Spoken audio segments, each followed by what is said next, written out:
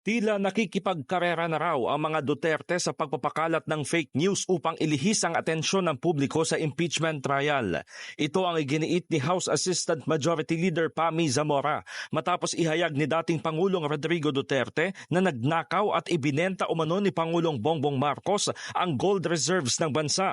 Ayon kay Zamora, halatang-halata na ang galawan ng mga Duterte upang malunod umano sa ingay ang mabibigat na alegasyon laban kay Vice President Sara Duterte.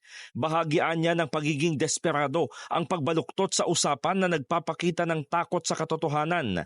Paliwanag ng kongresista, nais daw ng kampo ng mga Duterte na mailayo ang diskusyon mula sa impeachment case at gumagamit ng lahat ng uri ng panlilinlang.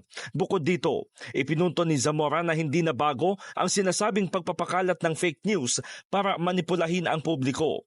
Inihalimbawa niya ang unemployment rate na base sa Philippine Statistics Authority ay bumaba sa ilalim ng Administrasyong Marcos. Hinamon naman ng mambabatas si VP Sara na sa halip na gumamit daw ng propaganda, harapin ang mga issue sa impeachment gaya ng 612.5 million pesos na confidential funds na mali umano ang paggastos at ang pagbabanta sa buhay ni Pangulong Marcos. In the heart of changing lives, ito si Brigada Haji Caaminyo ng 105.1 Brigada News FM Manila, The Music and News Authority.